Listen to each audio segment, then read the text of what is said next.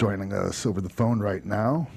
Somebody I'm a big fan of, and he just signed with Impact Wrestling. I think I read just yesterday. Well, I just read it yesterday. I don't know when he signed, but welcome everyone to the show, Rich Swann. Yeah.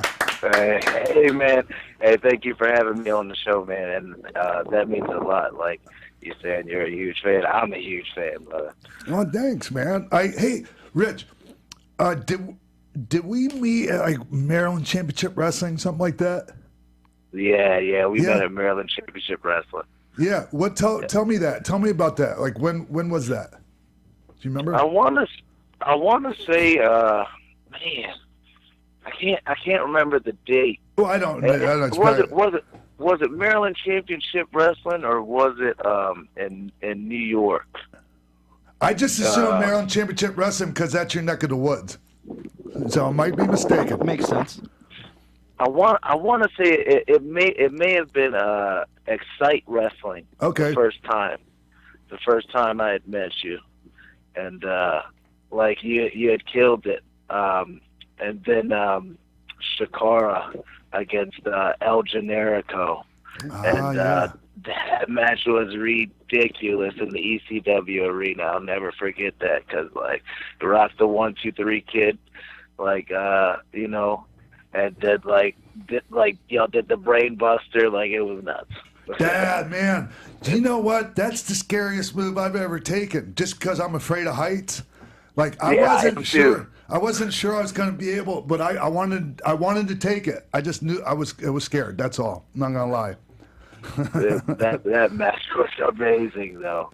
Hey, were you? Like I will never forget that. Like the coolest thing, one of the very coolest feelings I've ever felt in my life, not just in wrestling, was when I came back through the curtain after that, and everyone was like standing up and you know, giving me a standing ovation and all of that. And, you know, that wasn't really a thing. You know, when I worked in WCW and WWE, you know, you just went out there and if you crushed it, you crushed it. And you came back and it was just you were doing your job. So, you know, that was the first for me. And I was very grateful for that. And like, I still cherish that memory. But anyways, Rich, man, so Adam Flash and Darren Wise in York, PA, that's who trained you? Yes, sir. Yes, Dirty sir. Deeds, Darren Wise. And you were 14? You beat me? I was I was going on 15 years old. Started training at 15. Yeah. With Adam Flash and Darren Wise over there in York, PA. Red Lion. Man, those guys are like I can't say like they like saved my life. They guided me in the right direction. Yeah. Like when like things in life like weren't going, you know. Yeah, man. As planned. So yeah, because you know you lost your mom and then your dad after you started wrestling, huh? Yeah. So yeah, man. Yes, sir. That can be like at such a young age, man. That could be you could go down the wrong road in a second, man. So yeah, wrestling. I feel like it saved my life too in a way, like because I started at the same age as you did, Rich. And was there anyone else even close to your age, like on any of the shows or anything you were doing? Not really. No. Just grown men, you know. Yeah. Hey, do you think like? How much you think you learned and like going through camp and all that, as opposed to once you got, you know, into the matches and you know, started wrestling with other guys that weren't, you know, in the same school as you? I think I learned more definitely like when I started traveling. Yeah. Like when the guys would take me on the road and stuff like that, like when Flash and another guy named Ray Alexander, he used to be like a big help with me. Yeah. Like, and he used to always like push me to be like, hey, don't stay in Pennsylvania. Yes. This is not, you know, Yeah. this isn't the cream. You better, you know, go all over. It doesn't matter what you got to do, drive. Like, like work for no money. It doesn't matter. Like try to get as much experience as you can. And like that's when I started learning like even more. Like no disrespect to my trainers, but like I think definitely once you start like having matches and start traveling more, like it opens up your eyes like to what the business is, you know. Hey, so when you first wrestled, when you first had a match with somebody that was like not from your school, was it really crazy? Like it felt like really like when I first had a match with somebody that wasn't from the Malenko way of wrestling, from the wrestling. Yeah. Like, man, I thought that they couldn't work. I thought they were bad. You know, I was like, what's wrong with these guys? But it was just they were trained a little different. That's all. Yeah, like for me, like I was scared as hell because like I was like what 16 when I had my first match. Like I didn't know. Like, I didn't want to I didn't want to be stiff. I didn't want to be right. I didn't want to be the shit. You know what I mean? Like I'm like, man, I don't want to disrespect my trainer. I want to go out here and kill it. And like the dude I worked, he was like he worked like for a while, so like he knew how to take. He took care of me. Nice. Well, Frankie Frizzo was his name. He was dope. Speaking of branching out, at what, 18 maybe, you joined the CZW family. Now, you were part of this amazing wave of talent that kind of changed CZW in so many ways. Talk about your experience there, because you were there for quite some time, and there's so many great dudes and gals that went through CZW during your era. That must have been an incredible learning experience, because you were working with all different types of styles in the ring. Man, like, dude, like Homicide came through, Trent Acid came through, Ruckus, Adam Flash, Johnny Cashmere, like Danny Mop, and then like the new wave had came in, like Sammy Callahan, Egotistical Fantastical, John Moxley, who's Dean Ambrose now in WWE, Seth Rollins when he was Tyler Black, Jimmy Jacobs.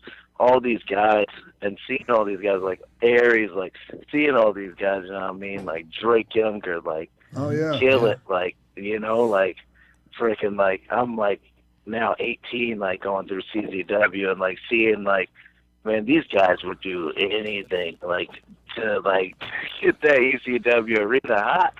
So like, man, like being a part of that, like.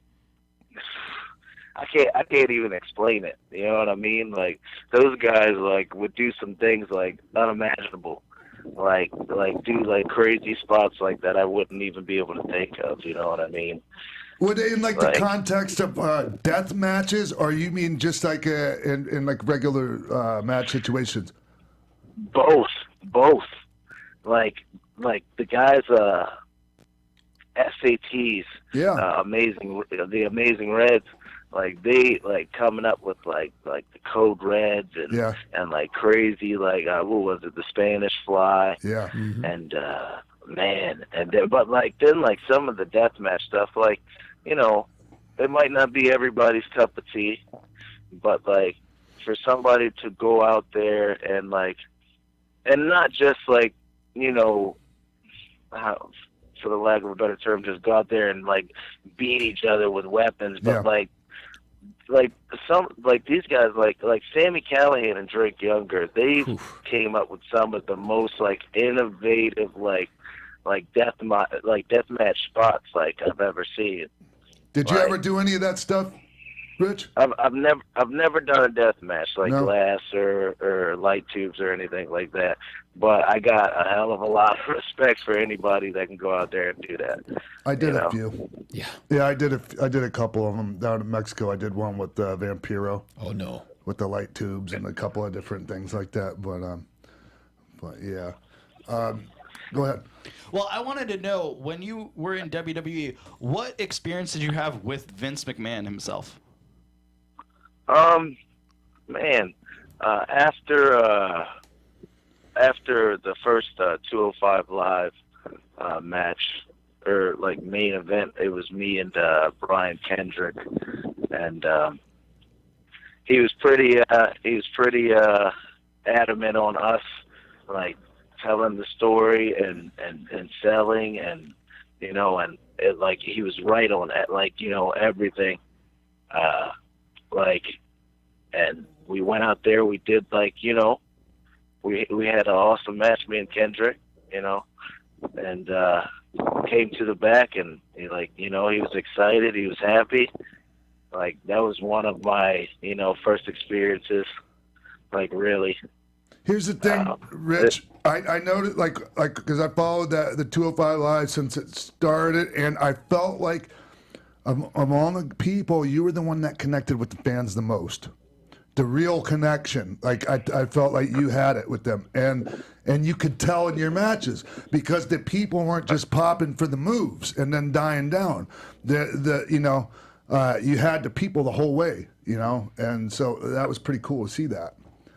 I appreciate that. I appreciate that. Why do you think that is?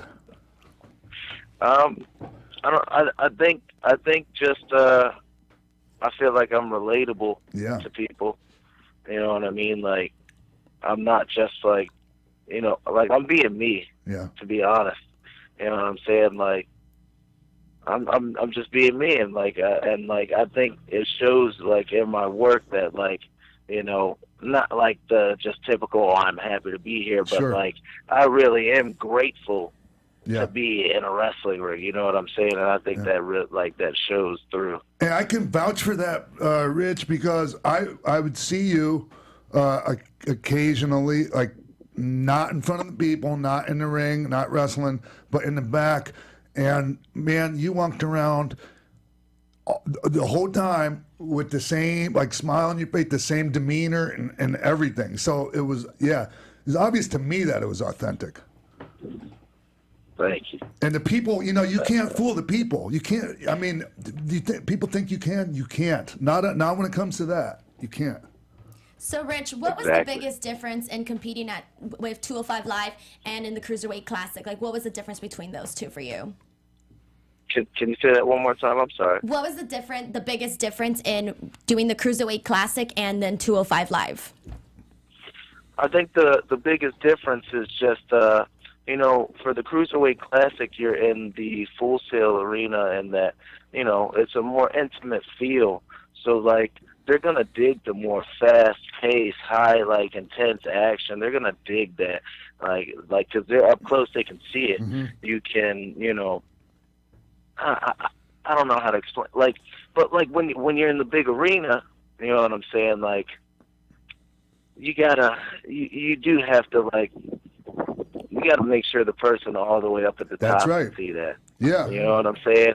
Yep. Like, that's a different way of working. It's definitely, you definitely have to adjust between an intimate venue, and it's like between working like a comedian working a club or a small theater or a 20,000 seat, you know, arena. It's Johnny, it's different, right? Oh, yeah, absolutely. There's a difference in energy, and I would imagine, Rich, being in the ring, you mentioned, you know, for a big arena, is it just that because you don't know how much time you're going to have per se? Say it's the same amount of time versus small arena versus big. Are you talking about, like, just you up the selling more, or just amplify everything? I think just the selling, the movements.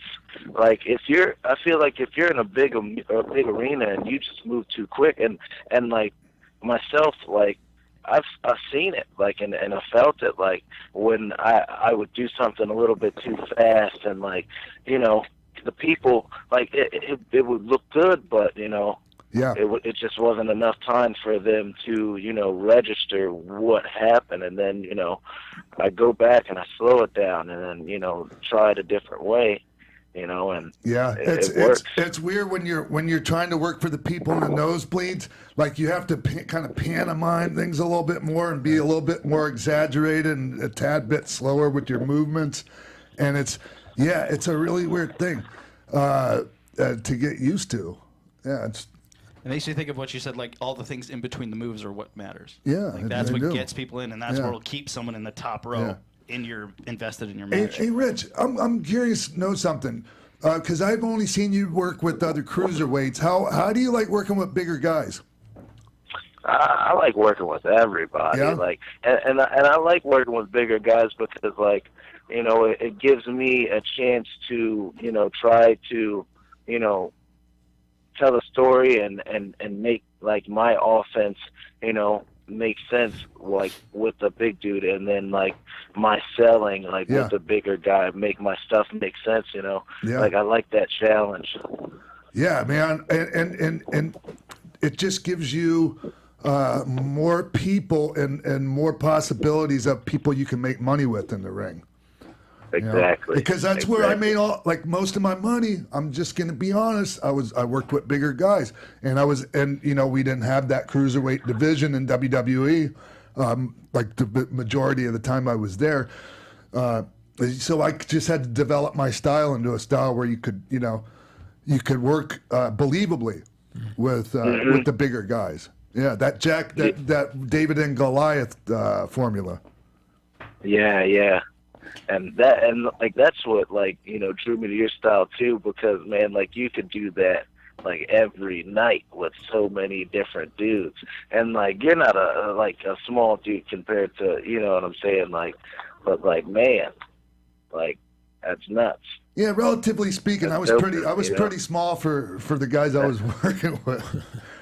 Hey, Rich, tell me about the adjusting to the WWE ring with the style that you were compared to the other rings that are a little bit easier to do that stuff in.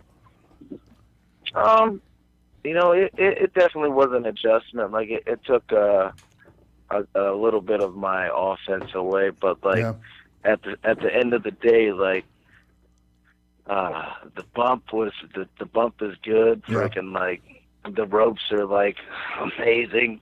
Like, so like you can adjust to that, pretty well. So it doesn't matter what moves you do. You like the ropes in the WWE ring. It wasn't less sturdy. Like you didn't have to jump up on a little bit off of center for it to be sturdier. Like when you're doing springboards and shit.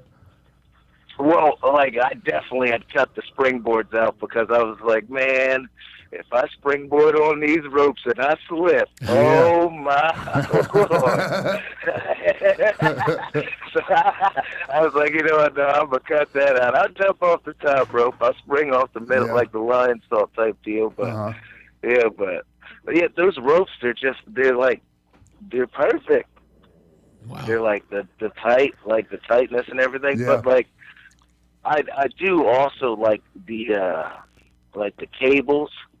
Like in Japan, Dragon Gate, Japan, they use cables. Yep. And they're a little bit shorter, and like you can do those springboards and stuff like that. So like, yeah, that's pretty dope. Yeah, you could. They're almost like tightrope. You could almost walk from rope to rope with that. Like, yeah, they're that sturdy. WCW's rings were like that. They were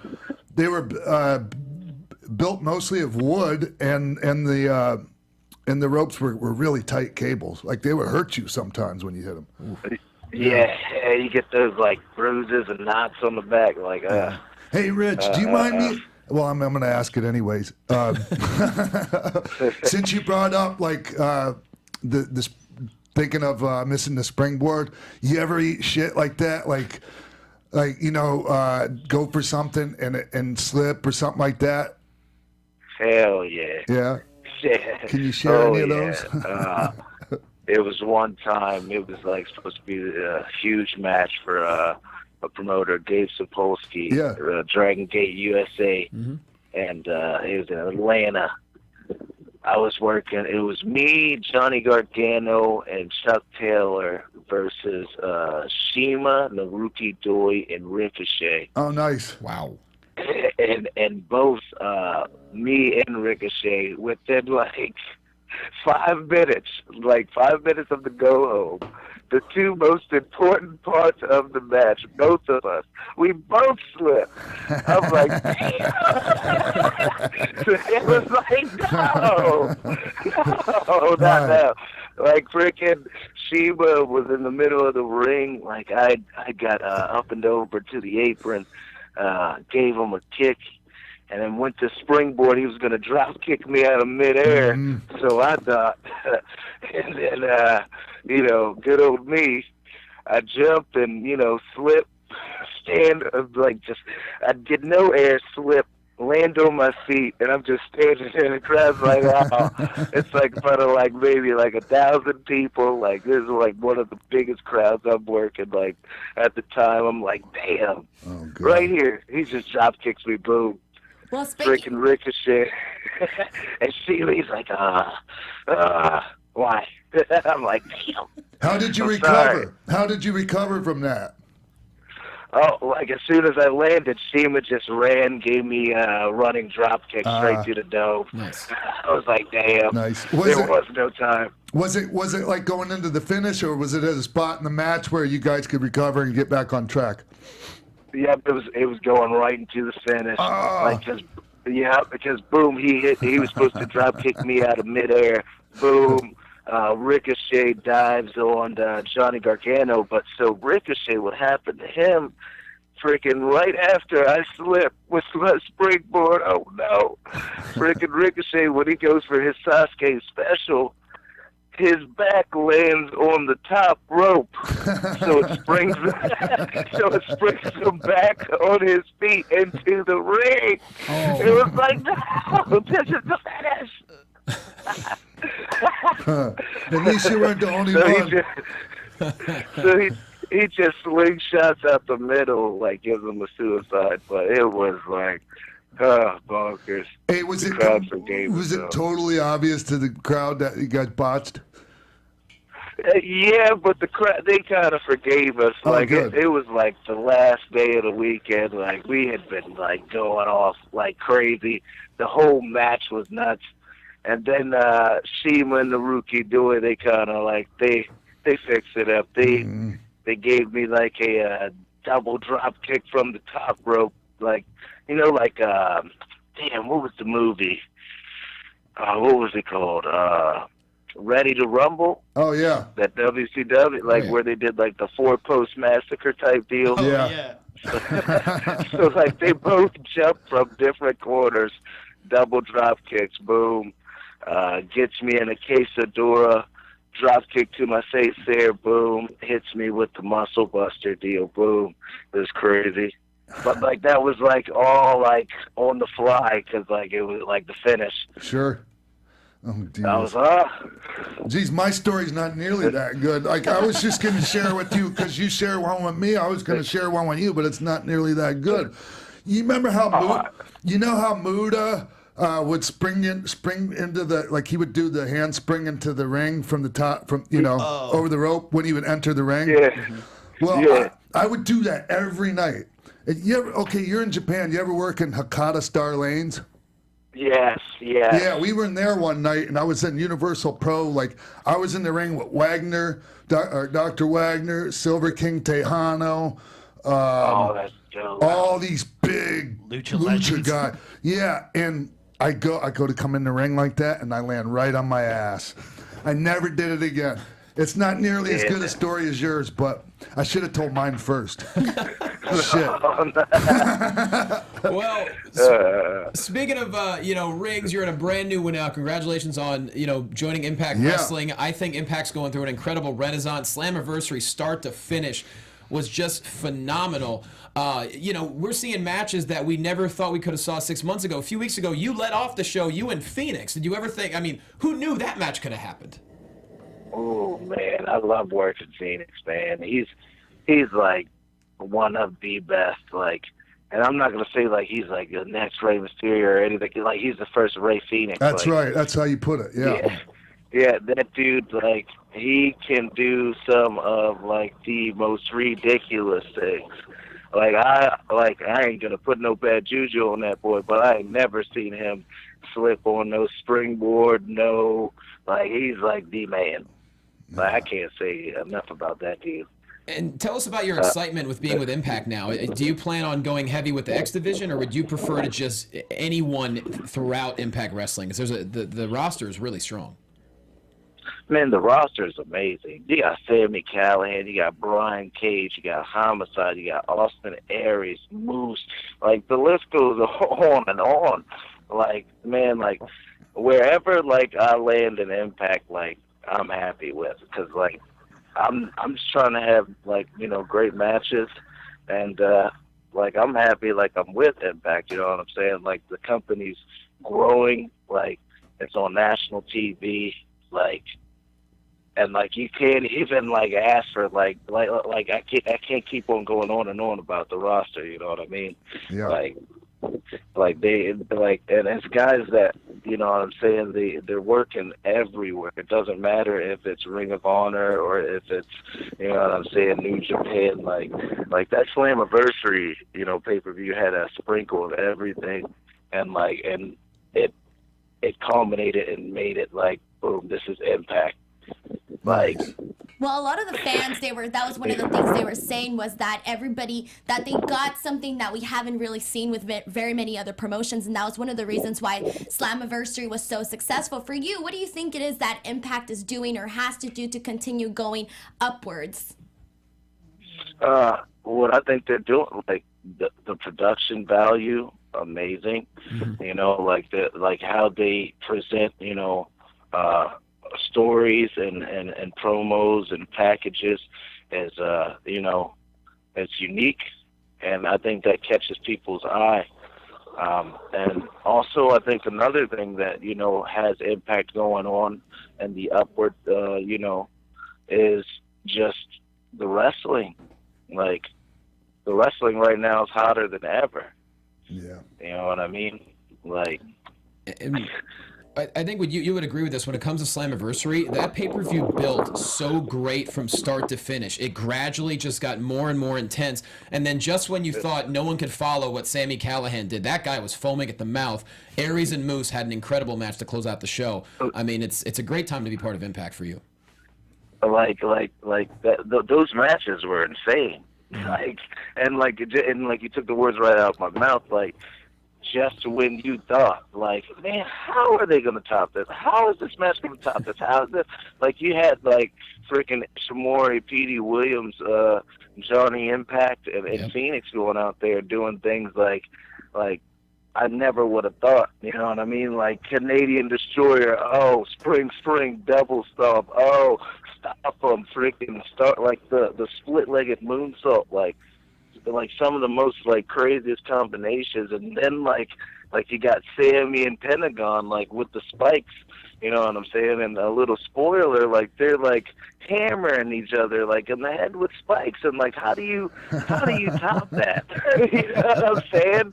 How do you top that? Oh, Moose throws freaking Austin Aries from the ring to the crowd, you know, to the floor. Like that's how you top it. Like these guys, like, you know, willing to go out there and like kill it for these people, and like I'm happy like that I'm in this company, and like I'm gonna get these opportunities. Yeah, you feel like it's make you a better performer being around all these guys? I know that's actually more of a rhetorical question. Oh hell yeah, for nice. Sure. Hey, who's some of the guys you're hoping to be in there with over there, man? I know that's kind of a who's your favorite opponent question, but I'm curious, like what matches you see, or do you have anything in mind? Like I would love to work with Seidel. I've never got to have a match with him yet. Love to work with him. I would love to work with Desmond Xavier. I've had a match with him in CZW, and like I think he's one of like the brightest stars out there right now. Oh yeah. Hey, how do you feel about tag matches, Rich? Oh, I love tag matches. Yeah. I love tag matches because, like, it's that element of pro wrestling, you know what I'm saying, that you're not going to see out of any other, you know, sport. Hey, if you're not in an important singles match, would you rather be in a tag match? Could you say that one more time? If you're not in an important singles match, would you rather be in a tag match or a six-man so, you know, you can kind of, you know, conserve like bumps and things like that, or are you not at that point in your career yet? I feel like wherever they would want to put me, like I'm cool with like if it's a singles match or a 6-man or like, I mean, like I feel like if I don't know how to put it, like maybe in like some of those singles matches, maybe I'll, you know, take less bumps or try to, you know, try to figure out, something to try to save my body. But like, I'm not opposed to, working singles matches, but like I do, what wrestler doesn't love a 6-man or a tag match? And again, it does save your body, like you said. Yeah, exactly what I said. Hell yeah. I'm not opposed to it. You know what I'm saying? I'm not gonna be like, oh man, you know what I'm saying? Yeah. Like, I will for sure gladly. Hey, what's your schedule like right now? Right now, I'm doing the Impact thing. Like, they're working every month now, and Yeah. I'm picking up indies now. Like, I'm doing like maybe 2 shows a week, so it's pretty decent, pretty Nice. okay. And then like for the Impact tapings, it could be like 2 matches per day, and it's usually like 2 to 3 days for the tapings. So I'm working a pretty decent schedule right now. And speaking of which, how were the tapings last week? Can you say that one more time? I said, how were the tapings last week in Canada? Oh man, they were amazing, dude. Good. They were crazy. And it was good and refreshing to see, because usually like in Orlando, and sorry to not go in Orlando, but like if they were to do for example, they did that Redemption pay-per-view in Orlando, and then like the next couple days they did the taping, and like they kind of just die, and it doesn't look good, but like for these tapings, bro, they were live like for both of the days. Like, it just made it makes everything look better, looks presentable, you know what I mean? So how did they manage that? They just didn't no, it was not overkill. How do the people stay that live? Are they different crowds each taping? Yeah.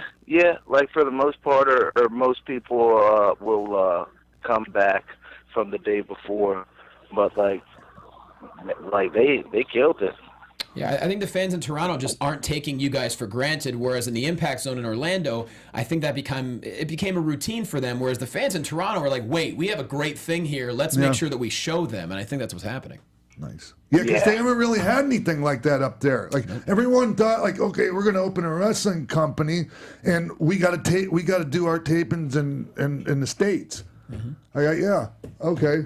I like that they just figured they'd keep it closer to home. You also noticed it during Slammiversary, because even when we were saying like, oh, how can Austin Aries and Moose keep up? Part of that we have to give credit to is also the fans, because they were, they could have easily just been like, oh man, that was good. There, I'm tired, and not done anything after that. But I'm telling you, like, the crowd was super lit for the entire show. Like, they were moving along appropriately corresponding to the matches. So you know how like each match got better throughout the show. So did the audience. They were like, okay, like, this is good. We know we're at a really good show, something we haven't seen in a while. So let's keep up the energy, etc. And they really did. There was no jadedness that you get from a 2018 crowd. It was really great from start to finish.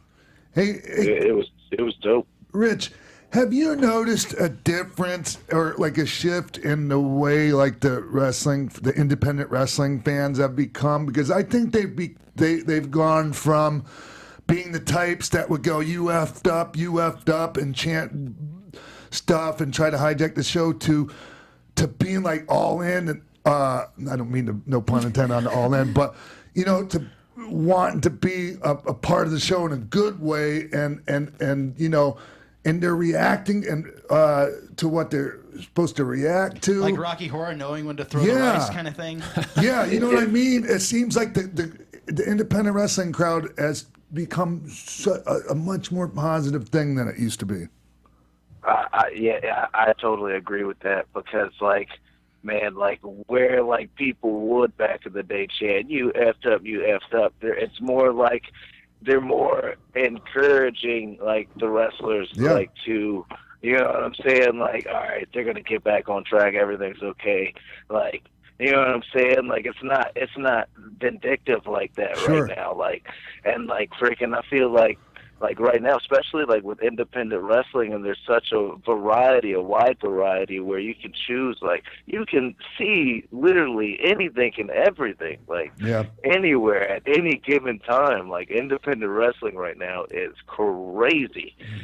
Like, but like freaking man, like I feel like the crowds like today, like they feel like wrestling's cool again. Yeah.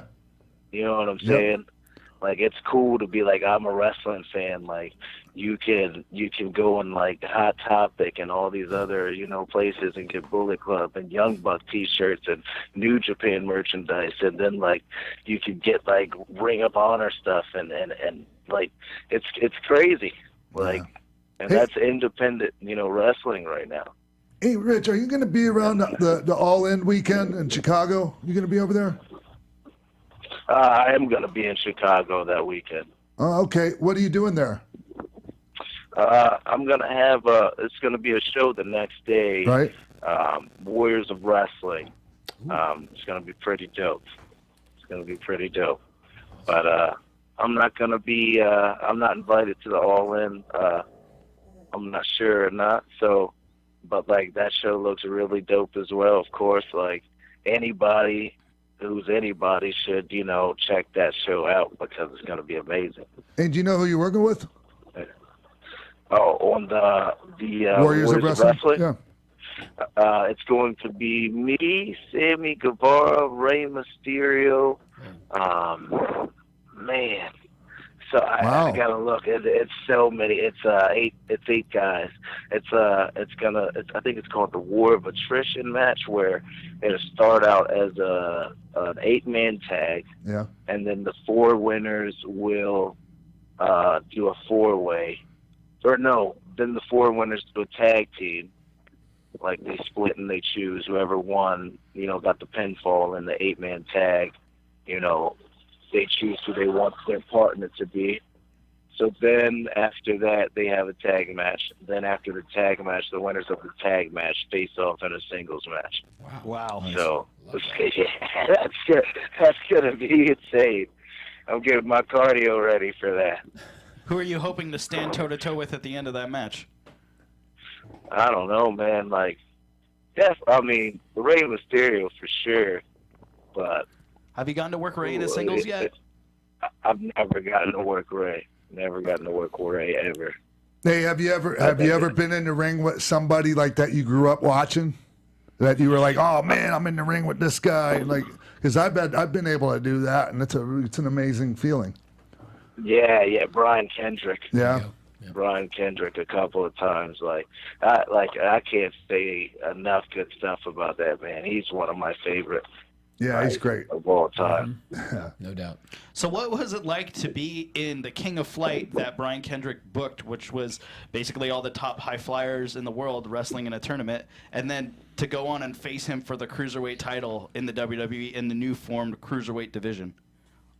I thought it was dope, man. Like, we had first met at Dragon Gate USA, and, you know, he took a liking to me, and, like, I meant the world. Like, we had a singles match there, and then, like, in Japan, he hit me up, and he was like, man, you know, I'm doing this tournament, and I'd really like to have you in it.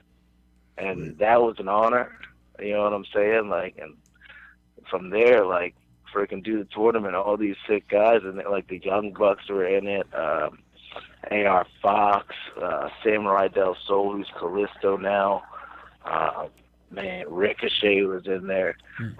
Like, it was crazy. It was nuts. Wow. Do you ever think you'd go back to Dragon Gate or maybe to Shima's Oriental Wrestling Entertainment? Can you say that one more time? Do you think you would ever go back to Dragon Gate or maybe even Shima's Oriental Wrestling Entertainment? I'd work with either, you know. And like Shima's helped me out like so much in my career, especially in Japan. Like teaching me in the ring and out of the ring, and you know, etiquette and stuff, and like I definitely would work with either. Hey, you guys, it's getting at the end of the show.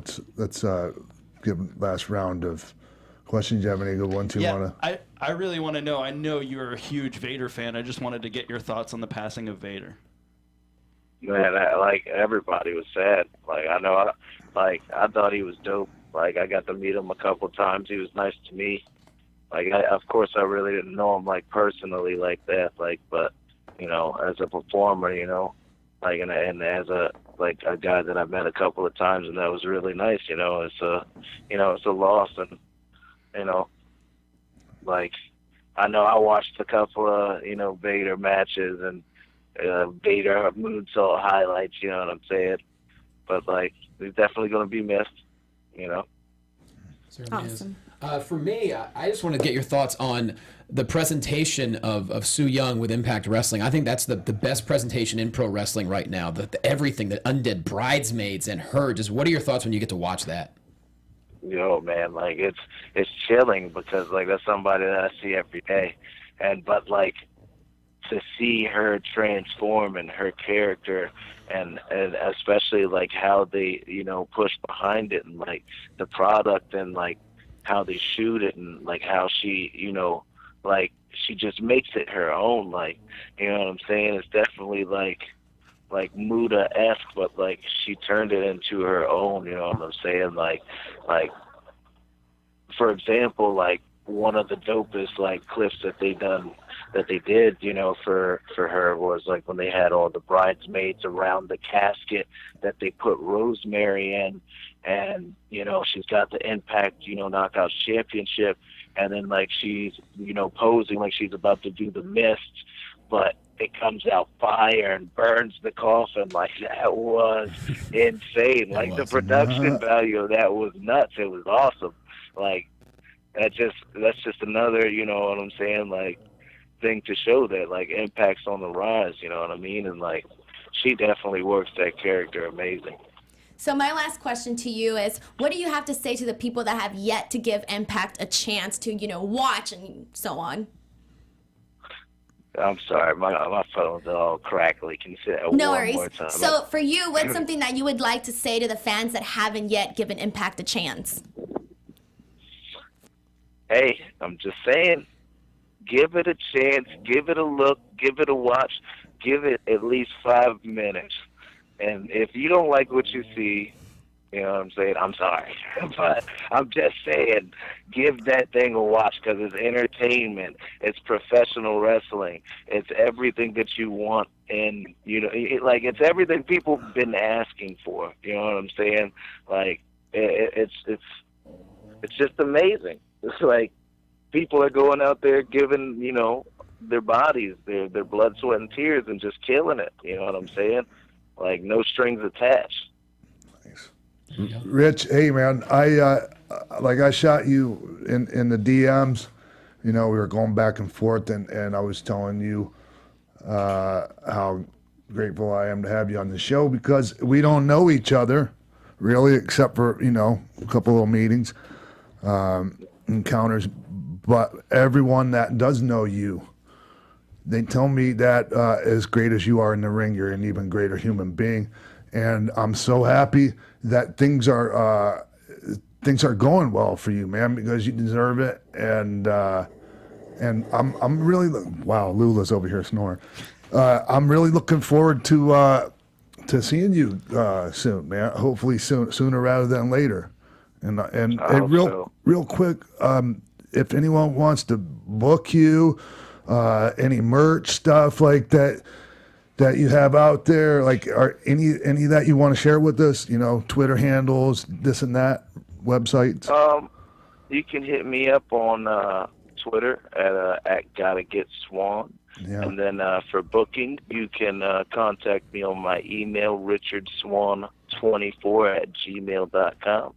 And, man, I just appreciate you guys having me on here, and I appreciate all the fans, giving me this shot, and, I get to live my dream and work.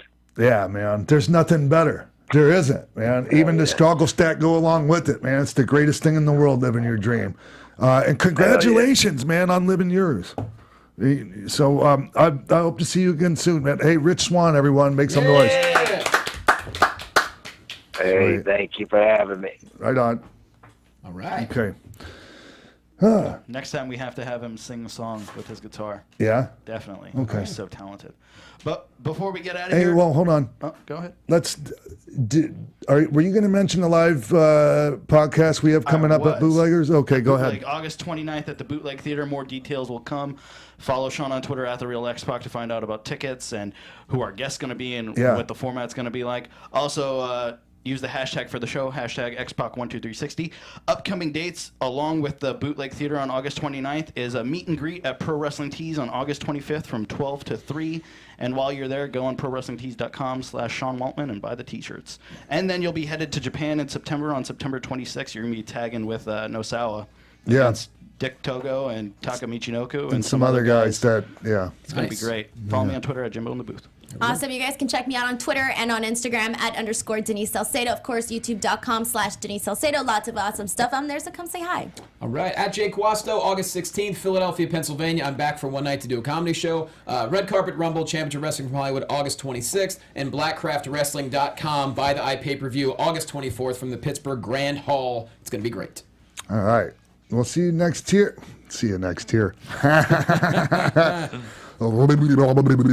We'll see you right here next week on X-Pac12360, Westwood One, AfterBuzz TV, and the Jericho Network. From executive producers Maria Menounos, Kevin Undergaro, Phil Svitek, Sean Waltman, producers Mark B. Donica, Jimbo Frank, and the entire X-Pac12360 staff, we would like to thank you for tuning in. Like us on Facebook, rate and comment on iTunes and YouTube. Follow X-Pac on Twitter at TheRealXpac and email us at xpac12360show@gmail.com.